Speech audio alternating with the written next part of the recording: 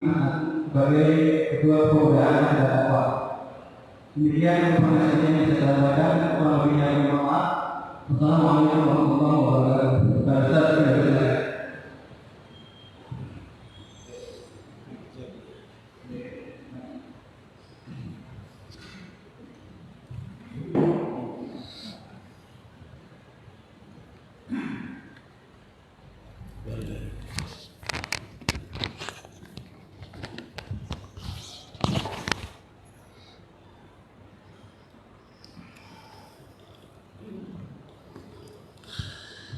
Bismillahirrahmanirrahim.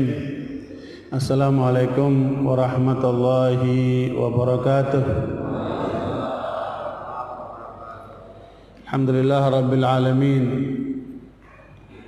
Wal aqibatu lil muttaqin wa la udwana illa 'alal zalimin. Wassalatu wassalamu ala asyrafil anbiya'i wal mursalin. Nabina Muhammadin wa ala alihi wa sahbihi ajma'in. Ya ayyuhalladzina amanu taqullaha haqqa tuqatih wa la tamutunna illa wa antum muslimun. Subhanaka la ilma lana illa ma 'allamtana innaka antal alimul hakim. Allahumma la sahla illa ma ja'altahu sahla wa anta tajal hazna idza syi'ta salama ba'd. Bapak Ibu hadirin hadirat jamaah rahmati Allah Subhanahu wa taala. Alhamdulillah kita sudah memulai kembali kegiatan kajian terutama kuliah subuh ini, karena terus terang saja sekian bulan kita lockdown, terasa rindu sekali untuk ke masjid berjamaah, berkumpul dengan umat silaturahmi, karena di sana terdapat keberkahan hidup, kemudahan rezeki, ya, insyaallah panjang umur dalam kebaikan, dan insyaallah kita dijauhkan dari pandemi Covid Corona dan segala macam musibah yang sedang menimpa umat ini. Ikhwan wa akhwat, kalau bicara umat itu memang terlalu besar ya. Dan umat kita sekarang ini lagi kelihatannya luar biasa karena dihadapkan kepada rencana undang-undang HIP ini. Dan alhamdulillah umat Islam bersatu karena mereka sadar bahwa para pencuri itu akan mengambil ideologi bangsa dan umat ini. Ya, kalau saja umat tidak sadar, maka kita akan kehilangan itu ideologi itu. Bayangkan ketuhanan yang Maha Esa mau digeser dengan ketuhanan yang berkebudayaan. Ini pasti di belakangnya PKI. Ya, karena orientasinya itu ke arah kepentingan komunis. Makanya alhamdulillah tokoh-tokoh umat sadar, bangkit, dan seluruhnya satu suara. Dan ini kalau sampai tidak dihentikan RUU HIP ini, bisa jadi terjadi tsunami politik. Ya, seorang Ahok saja menista umat sudah menggeliat demikian rupa. Padahal itu baru tingkat DKI. Apalagi ini sudah tingkat nasional. Ya, karena itu kita tidak boleh berpangku tangan, ya, apolitik. Kalau kita tidak ikut membawa dan menghantarkan kehidupan berbangsa ini, maka kita akan menjadi pihak yang selalu terdalimi dan termarginalkan. Jadi sejak awal merdeka itu sudah disepakati 22 Juni itu, ya, Piagam Jakarta itu oleh para founding fathers kita. Tapi tiba-tiba kemudian tanggal 17 Agustus masih diakui, tapi 18 Agustus dicoret. Dan itu jelas merugikan umat Islam. Makanya Pak Soekarno itu menyesal, Pak. Saya baca ya, saya rasa Pak Soekarno itu menyesal. Makanya Departemen Agama itu diberikan kepada umat Islam itu sebagai kompensasi. Jadi Departemen Agama itu hanya untuk orang Islam sebetulnya, dikasih oleh Soekarno itu. Nah, dia menyesal melakukan perbuatan itu. Dan terakhir dia sadar, 5 Juli 59 dikeluarkan dekret presiden kembali kepada Undang-Undang Dasar 45 yang dijiwai oleh Piagam Jakarta. Dan di akhir hayatnya Soekarno pun minta sama Pak Hamka untuk disolatkan oleh beliau. Padahal Pak Hamka ini yang memenjarakan siapa? Soekarno juga itu. 2 tahun 4 bulan Pak Hamka itu dipenjarakan oleh Soekarno tanpa proses pengadilan. Dan dari penjara itulah kemudian Pak Hamka membuat tafsir Al-Azhar yang monumental itu. Tapi semua itu hikmah dari Allah SWT. Terjadilah kudeta PKI 30 September itu. Siapa yang membela bangsa ini? Ya, korban terbesar TNI sama umat Islam. Maka mereka yang tampil membela negara ini. Dari awal kemerdekaannya umat Islam terlibat. Tapi ketika mengurus negara, umat Islam disisihkan. Dari mulai Orde Lama itu muncul Orde Baru, karena konseptor-konseptor di belakangnya itu orang-orang yang Islam fobia, nggak mau Islam. Dikencet lagi tuh umat Islam tuh pada masa Orde Baru itu. Pada akhir periode Soeharto baru sadar deh, baru sadar itu. Nomor Rudani digeser, ganti Faisal Tanjung, segala macam. Mulailah dibuka itu keran bank syariah, muamalat. Beliau berangkat haji, terjadi perubahan. Udah mulai ke arah Amerika nggak mau, dijatuhkanlah dia. Ini operatornya Singapura. Tapi ketika Orde Baru itu jatuh, umat Islam nggak siap, terlalu dirusak mentalnya itu, gak siap. Padahal Pak Habibie sudah megang kedudukan penting, tapi umat Islam terlalu terpinggirkan sebelumnya, mentalnya gak siap. Terjelah orde reformasi ini. Makanya jangan lagi kemudian kita dikadalin sama mereka itu. Makanya umat harus bangkit, ya, dan masjid-masjid harus menjadi pusat penyadaran umat dan pusat pembinaan umat dan melahirkan kader-kader hebat, anak-anak muda itu. Makanya saya bersyukur selama lockdown beberapa bulan yang lalu itu, dengan adanya pandemi corona, umat Islam khususnya dan manusia pada umumnya itu banyak di rumah, sehingga kita semakin dekat dengan keluarga, semakin punya kesempatan untuk membina mereka dan berpikir ulang secara evaluatif terhadap perkembangan umat ini, buat bagaimana membawa umat maju ke depan. Alhamdulillah saya menghasilkan karya, membuat buku saya, ya, sambil ngurus keluarga, mikirin umat, bikin konsep, ya. Alhamdulillah 2 buku sudah selesai. 1 buku saya persiapkan untuk bagaimana cara untuk membina umat ini, kira-kira 50 langkah.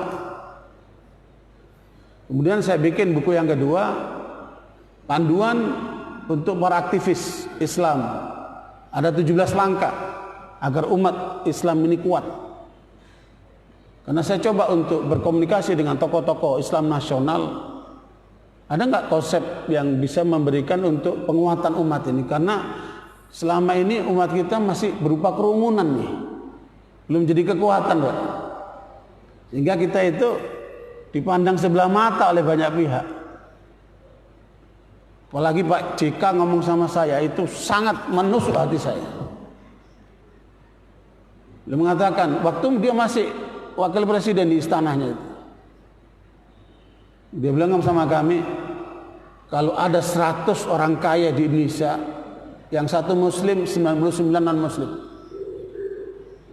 Kalau ada 100 orang miskin di Indonesia, 1 non muslim, 99 yang muslim. Jomplang, Pak. Kehidupan berbangsa kita ini sekarang jomplang, Pak. Dan itu diakui oleh Presiden Jokowi itu. Terjadi ketimpangan yang luar biasa. Makanya ada nanti bulu kemarin itu melakukan evaluasi, meskipun dia itu pendukung Pak Jokowi, tapi dia koreksi bahwa peranan konglomerat itu di dalam membangun ekonomi umat dan bangsa ini cuma 7%.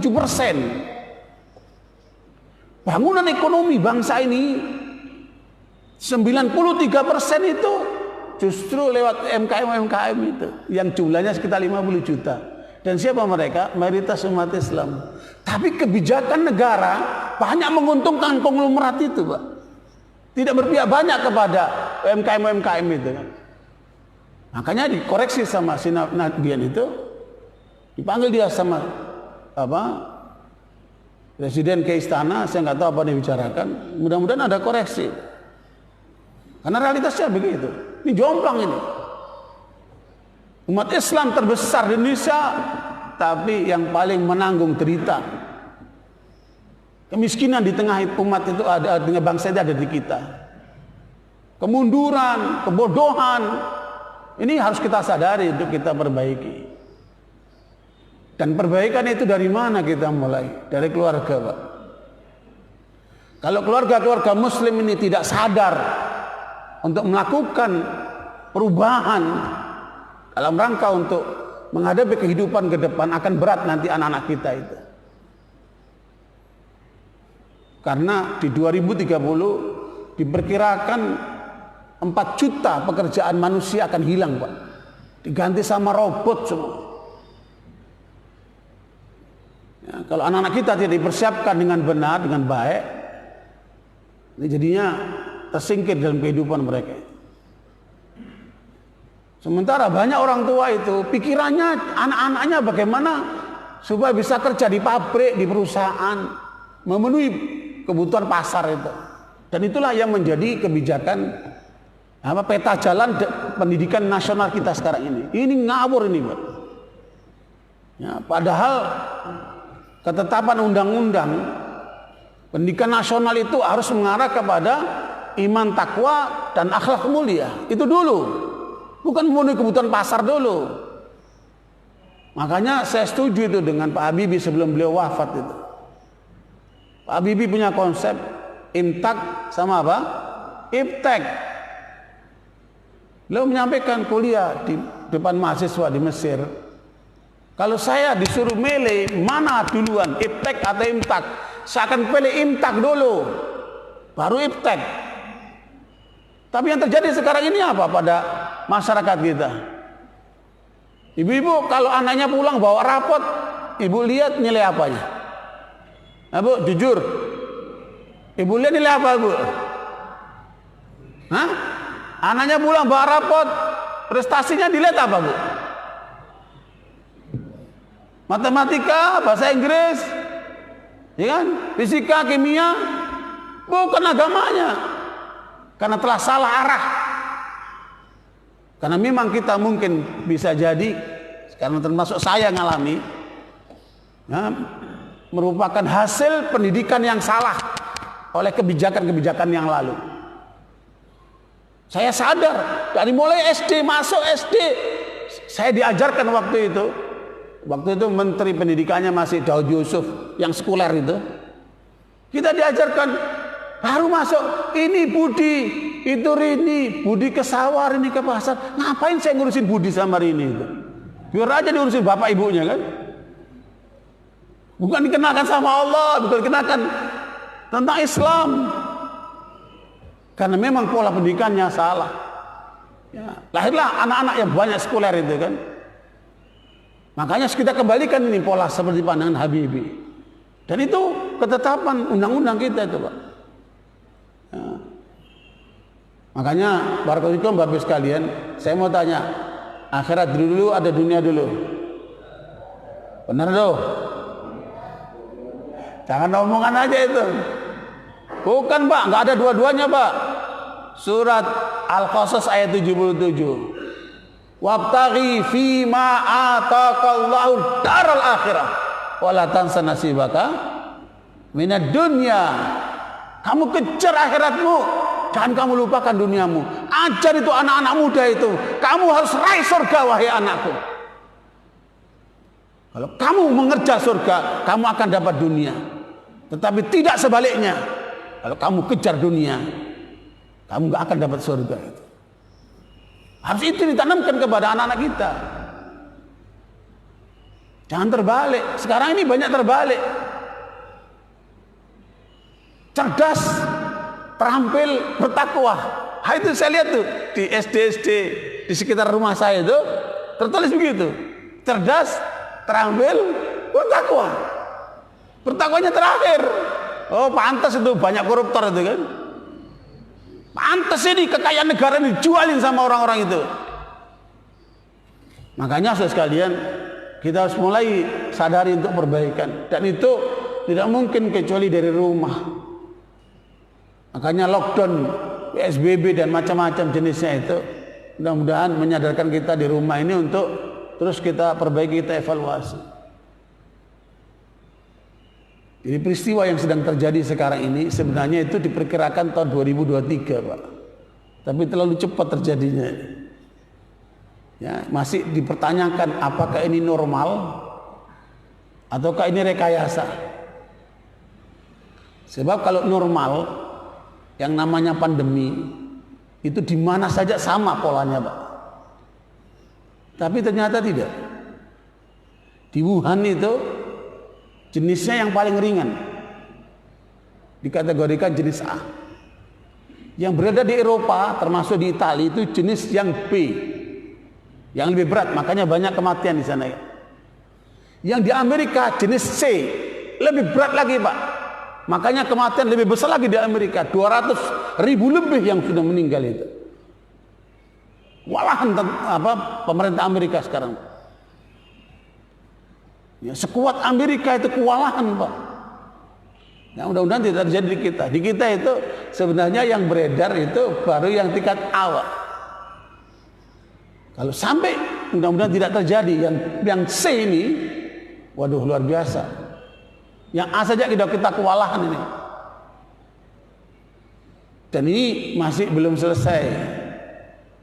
Para ahli memperkirakan ini bakal panjang, Pak. Sekaligus kita belajar. Saudara kita di Palestina itu menghadapi Yahudi itu udah puluhan tahun, Pak. Dari mulai 47 itu, Pak. Dijajah oleh Yahudi itu. Setiap hari itu pembunuhan, pembantaian kepada masyarakat Muslim yang ada di Palestina itu. Ya, cerita mereka sampai hari ini. Begitu pula para pengungsi Rohingya, pengungsi Syria dan yang lain-lainnya itu. Cerita mereka tahunan itu, Pak. Kita baru 3 bulan sudah apa? Udah kembang-kembis kita.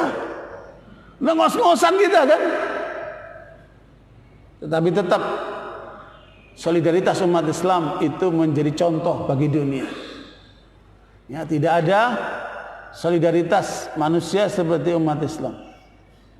Ya, sampai kita lihat di kampung-kampung itu orang-orang naruh beras, naruh sayur-sayuran, naruh minyak, ya untuk siapa mau perlu ngambil silakan. Luar biasa itu. Ada nggak itu di Amerika? Nggak ketemu, Pak. Ya, luar biasa. Justru di Amerika itu banyak yang membagikan beras, duit itu orang-orang Islam. Jadi itu kesempatan untuk dakwah juga. Karena Muslim itu tidak egois dia. Dia perhatikan orang lain.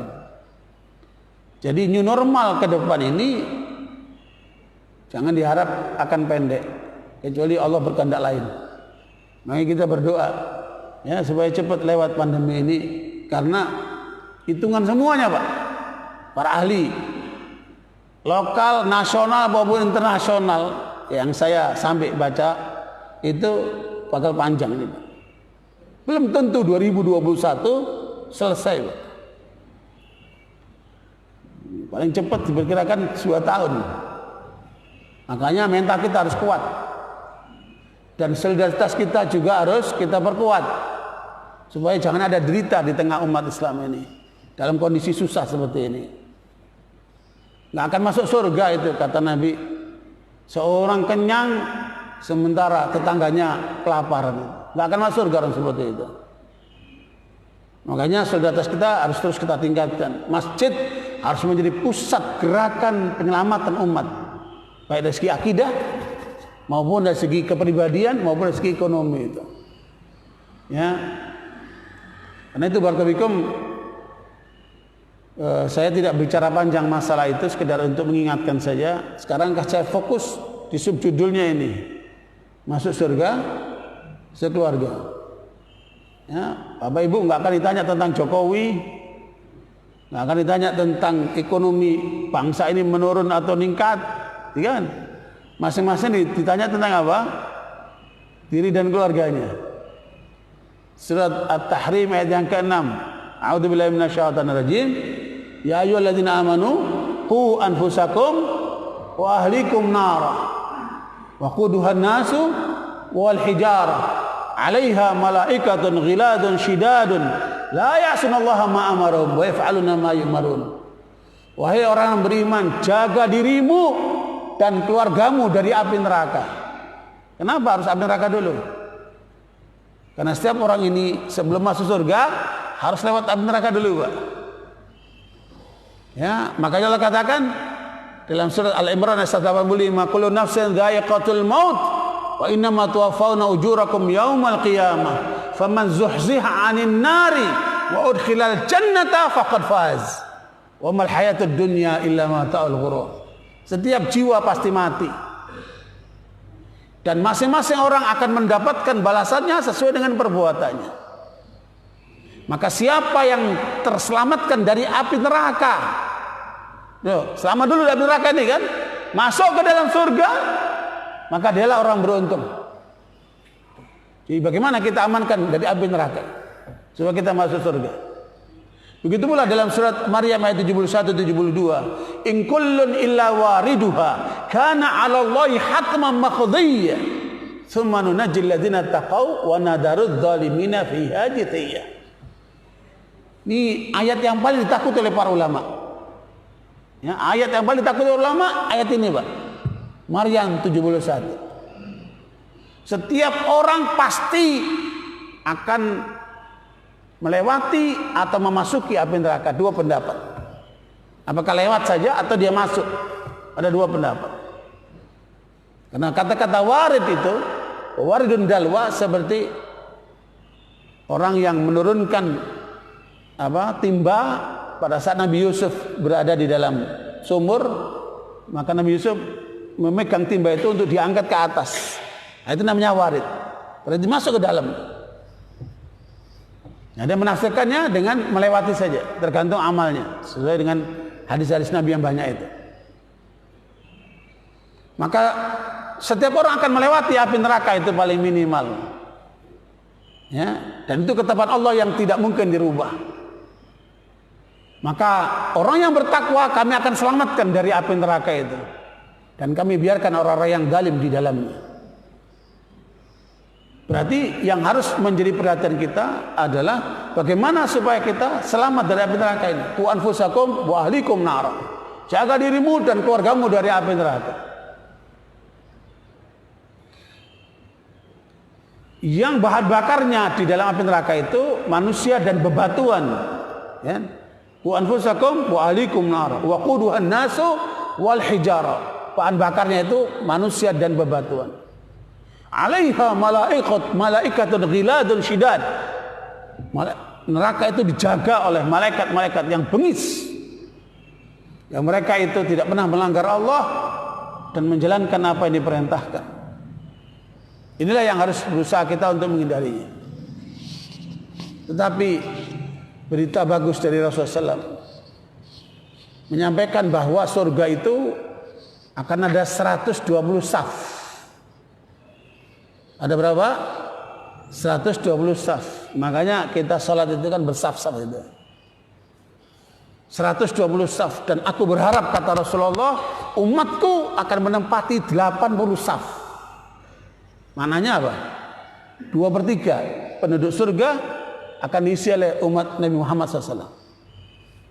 Dan jangan sampai kita tidak termasuk itu. Ya, jangan sampai kita tidak masuk rombongan itu, Pak. Untuk itu, ayo kita pelajari dulu nih sebagai bekal supaya kita bisa masuk kategori yang ahli surga ini. Dan manusia yang diberitahu oleh Rasulullah calon ahli surga cuma 10 orang, Pak. Namanya al-asyaratul mubasysyaruna bil jannah. 10 orang yang dijamin surga oleh Rasulullah. Karena terbukti mereka telah menunjukkan prestasinya dalam perjuangan Islam ini. Yang pertama siapa? Abu Bakar As-Siddiq. Nah, kita belajar Abu Bakar As-Siddiq satu saja. Contoh buat kita semuanya. Turunlah ayat Al-Quran surat Al-Ahqaf ayat yang ke-15. Ini panduan dasar kita pelajari pagi hari ini, ayat ini saja satu. Ya, silakan dilihat surat apa? Al-Ahqaf ayat yang ke-15. Wa wassaynal insana biwalidayhi ihsana. Hamalathu ummuhu kurha wa wada'athu kurha. Wa hamluhu wa fisaluhu 30 syahra. Hatta idza balagha ashuddahu wa balagha 40 sanatan qala rabbi auzi'ni an ashkura ni'mataka allati an'amta 'alayya wa 'ala walidayya wa an a'mala salihan tardahu wa aslih li fi dhurriyyati inni tubtu ilaika wa inni minal muslimin. Kata Allah dalam ayat ini, kami telah wasiatkan kepada manusia untuk senantiasa berbuat yang terbaik kepada kedua orang tuanya, terutama ibunya yang telah susah payah mengandung sampai menyusui selama 30 bulan. Kemudian anak itu dididik oleh orang tuanya sampailah dia masa baligh, masa dewasa awal. Sampai ketika mencapai 40 tahun, itulah masa dewasa matang. Dia mengatakan, ya Allah, berikanlah kepada aku rasa syukur atas karunia yang kau telah berikan kepada aku, ya Allah. Dan apa yang kau telah berikan kepada kedua orang tuaku. Dan jadikanlah aku selalu untuk berbuat kebaikan. Dan perbaikilah keturunanku, ya Allah. Sungguh aku bertobat kepadamu dan aku menyatakan diri sebagai muslim. Sekalian, ayat ini agung sekali. Menurut Imam Al-Baghawi dalam tafsirnya, tafsir Al-Baghawi, bahwa ayat ini turun terkait dengan Abu Bakar As-Siddiq.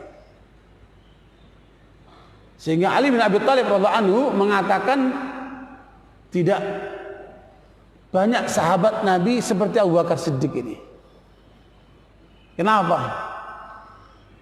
Ya, berdasarkan ayat ini Abu Bakar selalu berdoa, Rabbi auzi'ni an ashkura ni'mataka allati an'amta 'alayya. Abu Bakar Siddiq itu bergaul dengan Nabi ketika umur beliau 18 tahun. Sementara Nabi umurnya 20 tahun. Beda Abu Bakar sama Nabi cuma 2 tahun. Dan sahabat-sahabat yang lain itu jauh di bawahnya. Umar, Utsman, apalagi Ali, masih kecil Ali waktu itu. Ya, sahabat-sahabat lain Nabi itu semua pemuda yang mendampingi Nabi, yang berjuang bersama Nabi. Ketika Nabi umur 40 tahun diangkat menjadi Nabi, Abu Bakar masih 38. Dan ayat ini turun ketika Abu Bakar sudah mencapai umur 40 tahun. Sehingga dia bersyukur kepada Allah atas semua karunia. Dan karena doa dia di dalam ayat ini, kata Ali bin Abi Thalib, Allah kabulkan orang tuanya Abu Bakar semuanya masuk Islam. Beda dengan sebagian sahabat kebanyakan, ada yang satu masuk Islam, yang satu tidak. Yang satu masuk Islam, satu tidak. Jarang yang kedua orang tuanya, dua-duanya masuk Islam. Bahkan ada yang dua-duanya tidak mau masuk Islam. Tapi Abu Bakar tidak. Berarti doa ini penting buat kita semuanya supaya orang tua kita apa? Selamat. Seperti orang tuanya Abu Bakar. Kemudian Abu Bakar kemudian menunjukkan prestasinya di dalam perjuangan Islam Dia ikut semua peperangan bersama Rasulullah. Ya, dia mendampingi Nabi dalam suka dan dukanya. Bahkan Nabi satu kali dalam riwayat Muslim bertanya di hadapan para sahabat, siapa hari ini yang sedang puasa? Berarti ini puasa bukan Ramadan. Ya, bisa jadi ini hari Senin atau Kamis. Abu Bakar angkat tangan, saya ya Rasulullah. Siapa yang hari ini sudah bersedekah? Abu Bakar angkat tangan, saya ya Rasulullah. Siapa yang hari ini sudah mengunjungi orang sakit? Abu Bakar angkat tangan, saya ya Rasulullah.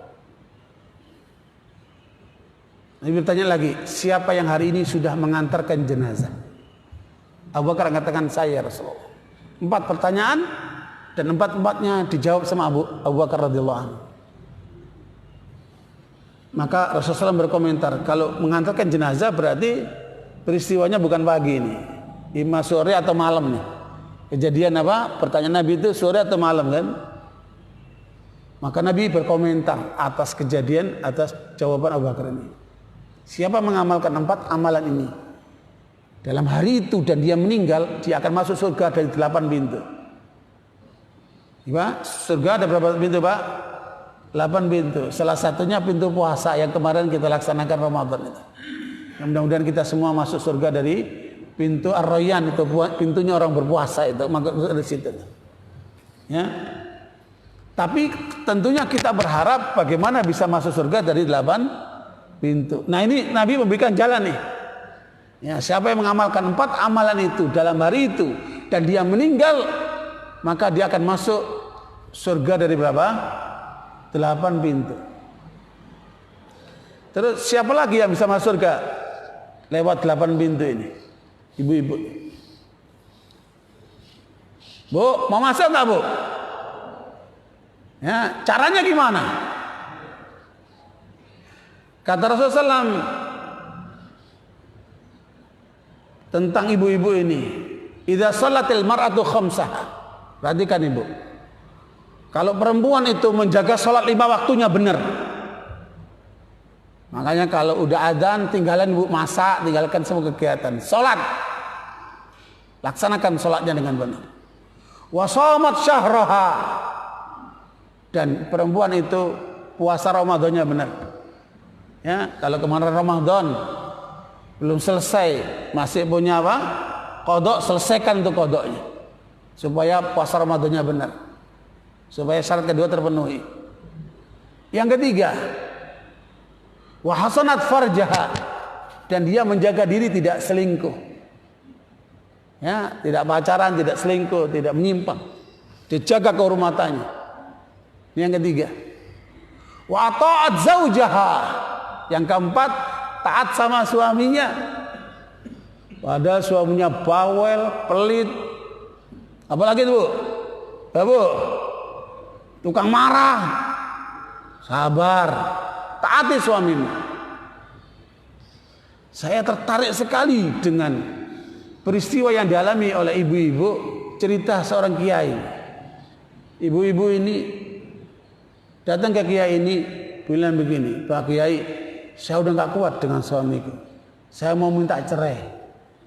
Kenapa? Suamiku nganggur, gak kerja sama sekali. Saya yang menafkahi, saya yang kerja. Udah saya gak kuat, saya mau minta cerai. Kata Pak Kiai ini, ibu salah menempatkan suami. Ibarat ibu punya kulkas, ibu gunakan buat naruh pakaian. Kulkas itu buat apa? Buat pendingin, bukan buat untuk naruh pakaian. Jangan lupa Ibu, suami itu tugas pertama adalah apa? Hah? Penangkal istri dari neraka. Posisikan suamimu seperti itu. Suamimu itu, wahai ibu-ibu, penangkal engkau dari neraka. Tuh, peranan suami itu. Itu peranan dulu tuh. Jangan diabaikan dulu. Masalah nafkah nanti. Ini dulu nih peranannya. Kalau kamu punya suami, maknanya kamu sudah ada yang jamin kamu tidak masuk neraka. Makanya ayat itu mengatakan apa? Jaga dirimu dan keluargamu dari. Kalau ada ibu-ibu yang nggak bener, itu yang tanggung jawab suaminya, Pak. Kalau ada bapak-bapak, ibunya, istrinya keluar rumah nggak pakai jilbab, itu yang paling besar dosanya itu suami, Pak. Kalau ibu nggak sholat atau teledor terhadap sholatnya, itu yang tanggung jawab suaminya tuh, Pak. Karena orang tuanya sudah nyerahkan kepada si suaminya. Tanggung jawab suami sebenarnya. Berat jadi suami itu. Jangan cuman cari istri yang cantik-cantik saja, tapi ibadahnya, akhlaknya nggak benar. Tanggung jawab suami itu. Istri tanggung jawab suami. Tuh, suami itu penangkal ibu itu dari api neraka. Makanya fungsikan suami menjadi kulkas, jangan jadi apa? Tempat menaruh pakaian, kata si kiai itu. Kemudian masalah nafkah itu tanggungan Allah. Makanya Allah katakan liyunfik du sa'atin min sa'atih. Masing-masing suami silakan memberikan nafkah istrinya sesuai dengan kemampuannya. Dan istri nggak perlu meminta lebih daripada kemampuannya. Mungkin dia di PHK, mungkin dia sedang berusaha tapi belum dapat. Sabar. Saya kasih kamu waktu 7 hari. Kalau 7 hari ini kamu melewati dengan kesulitan, boleh kamu minta cerai. Apa yang saya lakukan, Pak Kiai? Setiap malam kamu pijetin tuh suamimu, ya, sambil nanya, kamu udah ridho nggak sama aku? Kalau dia mengatakan saya ridho 95%, terus pijetin sampai 100%. Kalau dia bilang 100% udah cukup, lanjutkan besok lagi.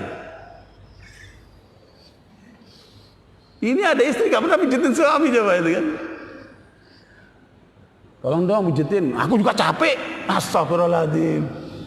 Oh, ambil hati suamimu itu. Cari ridho suamimu itu. Kalau kamu meninggal suamimu, dia ridho kepadamu, jaminan surga itu. Luar biasa itu arti suami itu. Jadi jangan diposisikan hanya sekedar memberi nafkah dia.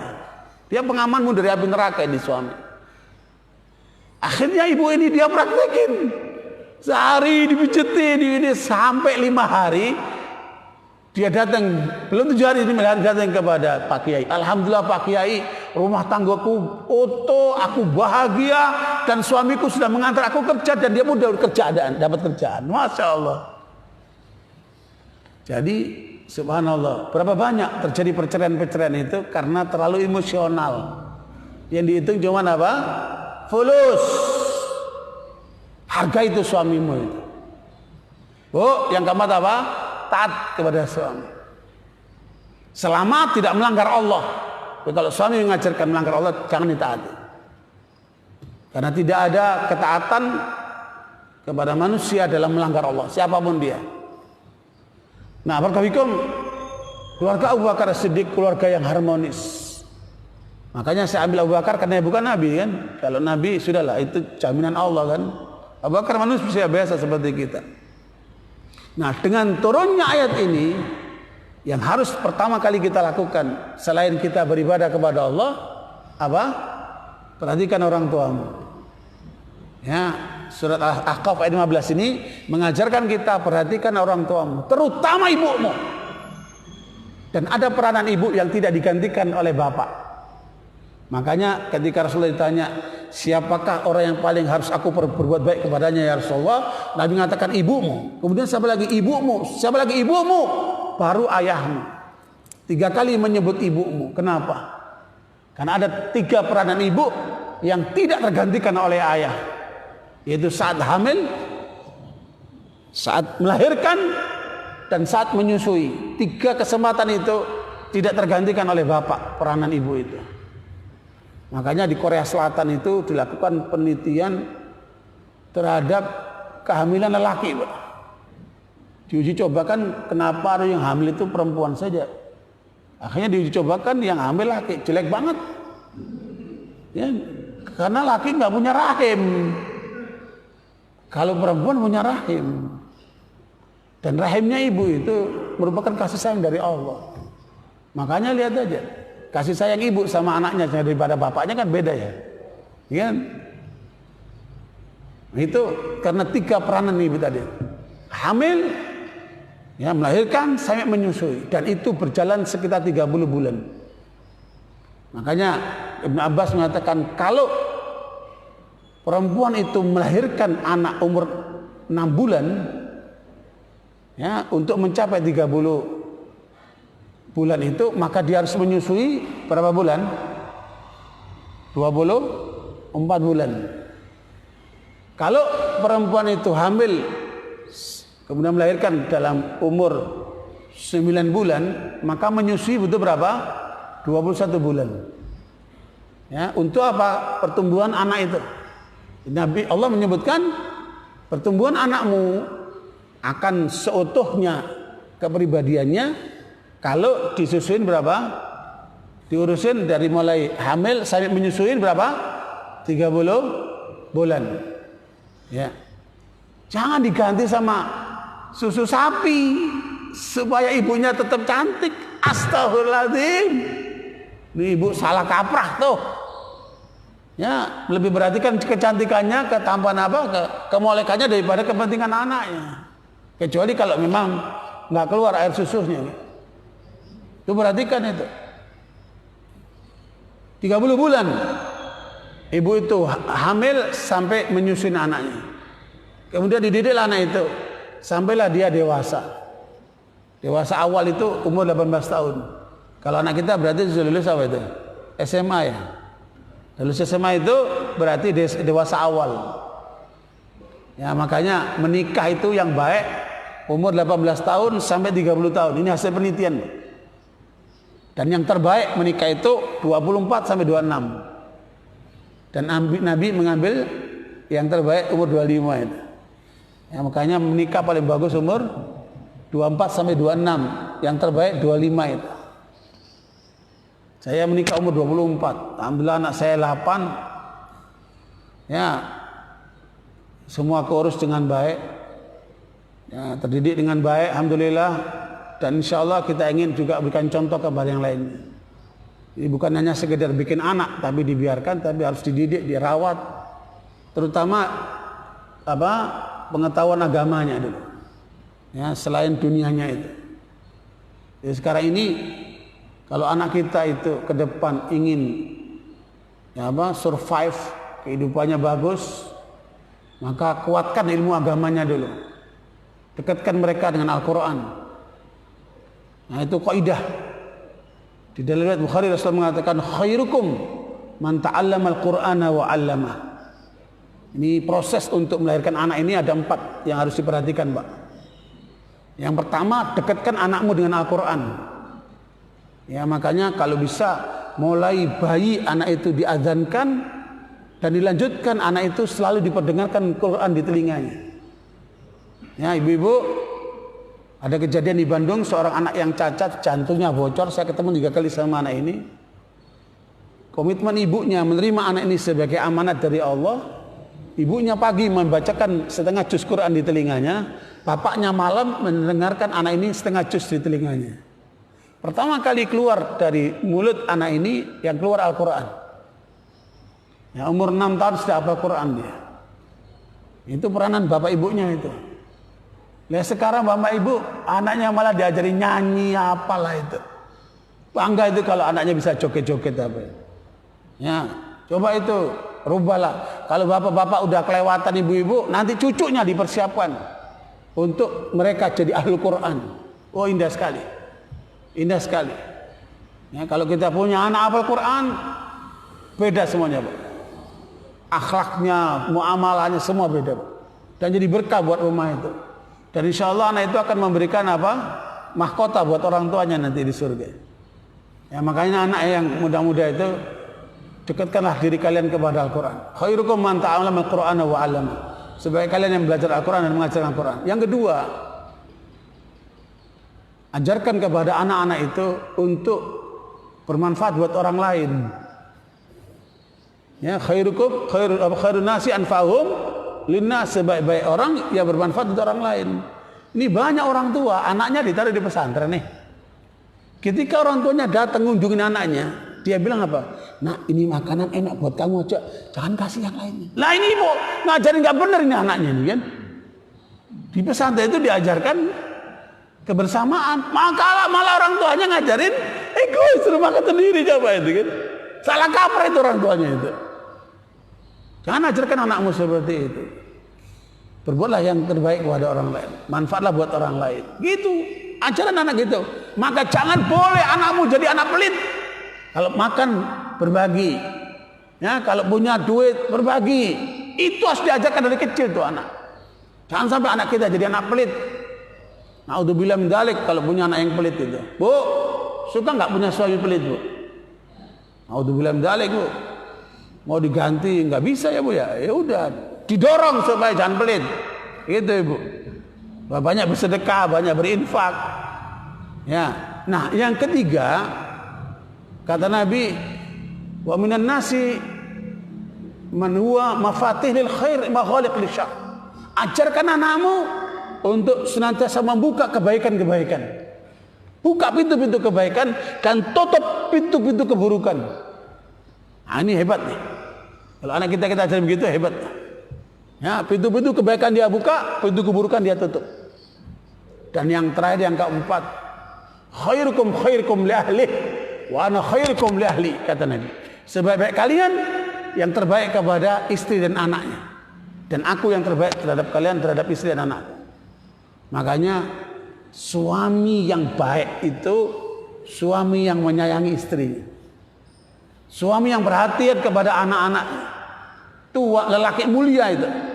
Tetapi ketika lelaki itu tidak menghargai istrinya, bahkan merendahkannya, itu lelaki hina itu. Ya, makanya jadilah lelaki yang mulia, yang memuliakan istrinya. Ya, saya punya prinsip, di rumah saya tidak serius. Di luar bolehlah serius, di rumah jangan serius. Dan istri kita itu, Pak, mohon maaf, nggak pernah salah, Pak. Dah, terima aja udah. Ngomong apa? Kalau dijawab nanti dia lebih panjang lagi jawabannya. Udah tenang aja udah. Pokoknya prinsipnya perempuan nggak pernah salah aja udah. Maafin aja udah. Tinggal nanti udah reda diajarin. Kamu tadi ngomong apa? Saya begini begitu. Oh ya, makasih. Jadi nggak ada keributan. Apa enaknya keributan dalam rumah tangga itu kan? Nggak enak.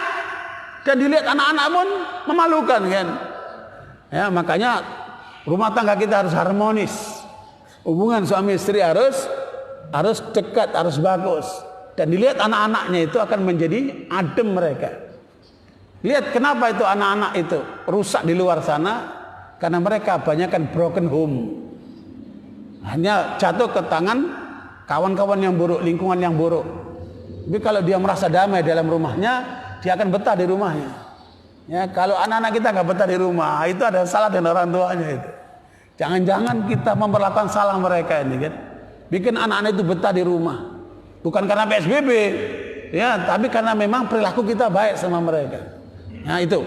Barakallahu fikum sekalian. Sampai ketika umur 18 tahun awal dewasa, ketika umur 40 tahun sudah matang kedewasaannya. Baru kemudian dia berdoa, ya Allah, aku bersyukur kepadamu atas nikmat yang kau berikan kepadaku dan kepada kedua orang tuaku. Jangan lupa itu, doakan orang tuamu.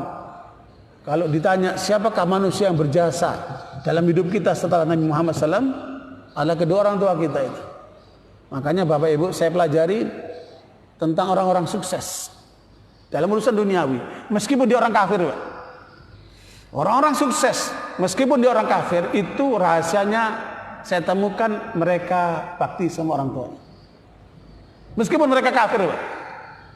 Dan perhatikan orang-orang yang gagal itu, ya, itu ujung-ujungnya karena mereka jahat sama orang tua. Makanya adik-adik, kalau mau sukses duniamu, ya, apalagi sukses akhiratmu, jangan lupa bakti kepada kedua orang tuamu. Rajakan itu orang tuamu. Yang barakallahu ketika 40 tahun dia berdoa, bukan berarti yang muda nunggu 40 tahun dulu doanya. Ya, ini untuk mencapai tingkatan puncak kematangan. Kalau udah 40 tahun nggak doa juga itu kelewatan banget tuh. Ya, masih umur 60 tahun. Udah umur 60 tahun masih nggak bener itu, sudah lampu merah. Ya, makanya Nabi mengingatkan umur 40 tahun. Ini udah lampu kuning, Pak. Ya, harus benar tuh orang. Di atas 40 tahun itu masih meliuk-meliuk itu dia dalam bahaya itu. Lampu kuning itu. Kalau 60 tahun masih belum sadar juga, wah itu udah lampu merah itu, keberat. Nah, itu. Makanya ketika 40 tahun berdoa untuk dirinya, untuk orang tuanya. Dan supaya kita terus beramal soleh. Jangan wa an amala soleh terus. Berarti apa itu? Terus menerus, Pak. Bahasanya fi'il mudhari, terus menerus beramal soleh. Kemudian yang terakhir, wa aslih li fi dzurriyyati. Jangan lupa, doakan anak cucumu itu. Doakan keturunanmu itu. Perbaikilah anak cucu kami. Makanya anak-anak Abu Bakar anak soleh semua.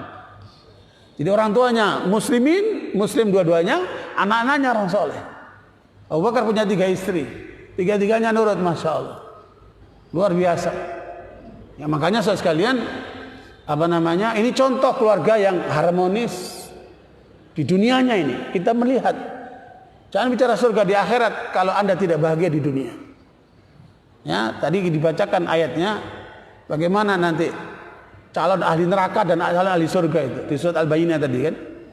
Ya, yang masuk neraka itu sengsara, yang masuk surga dialah bahagia. Nah, itu karena mereka mengikuti petunjuk Allah Subhanahu wa taala. Nah, beginilah keluarga yang harus kemudian kita bangun dalam keluarga kita supaya kita merasakan bahagia di dunia.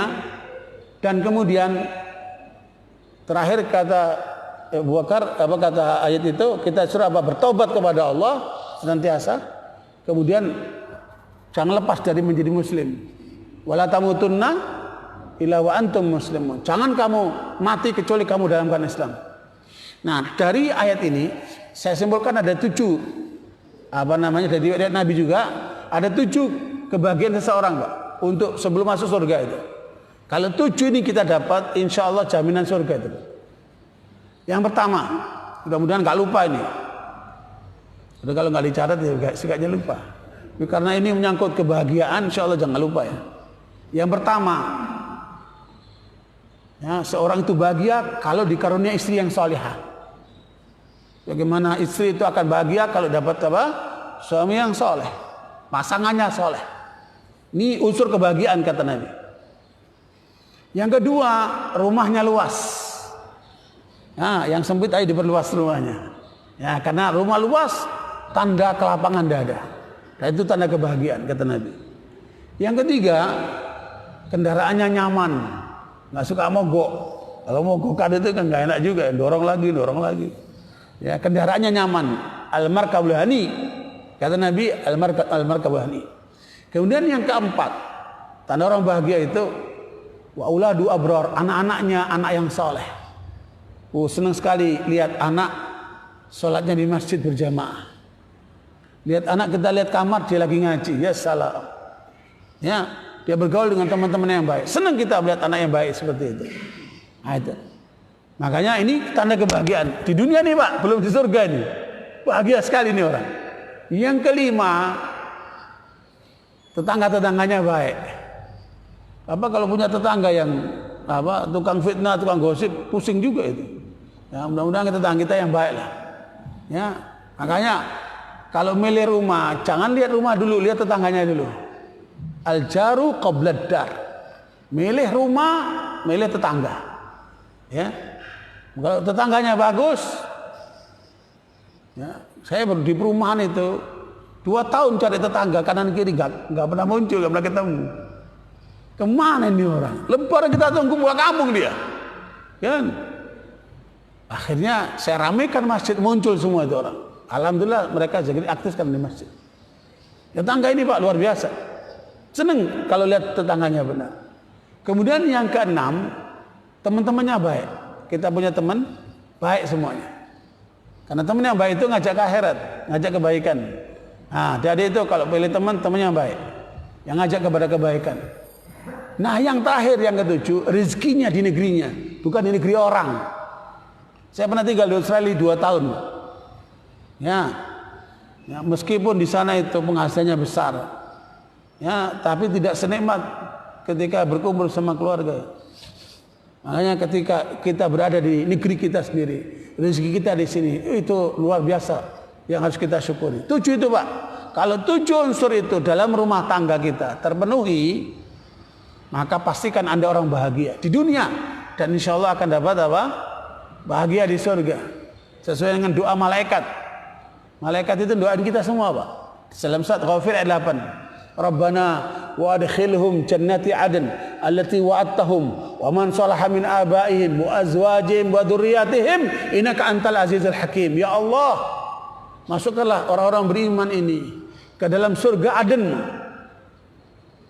Mereka orang-orang tuanya, istri-istrinya, anak-anak keturunannya semua masukkan ke dalam surga ya Allah, dan Engkau maha perkasa dan maha bijaksana. Siapa itu Pak? Malaikat Pak. Doain kita Pak. Padahal kita nggak pernah ada hubungan sama malaikat kan? Luar biasa malaikat itu. Baik banget sama kita Pak. Ini dijaga terus nih kanan kiri. Ya, ada malaikat malam menjaga malam dari asar sampai maghrib sampai subuh dia jaga kita. Ada malaikat pagi dari subuh sampai asar. Itu malaikat bergantian menjaga kita, Pak, mengawal kita itu. Maka saya ditawari, Ustaz mau dikawal, nggak perlu. Saya dikawal oleh malaikat. Kan? Masya Allah, beruntung kita Pak, nggak bayar lagi kan? Dikawal malaikat, gimana itu bahagianya kan? Nah, semoga apa yang kita pelajari ini bisa menghantarkan kita untuk memperoleh kebahagiaan di dunia sampai di surga sekeluarga, masuk surga sekeluarga insya Allah. Jazakumullah khair atas perhatiannya karena waktu sudah masuk syuruk. Minta maaf atas kekurangannya, semoga bermanfaat. Aqulu qouli hadza wa astaghfirullahaladzim sallallahu alaihi Muhammad subhan bihamdika asyhadu an la ilaha illa anta astaghfiruka wa atubu ilaik. Walhamdulillah. Wassalamualaikum warahmatullahi wabarakatuh.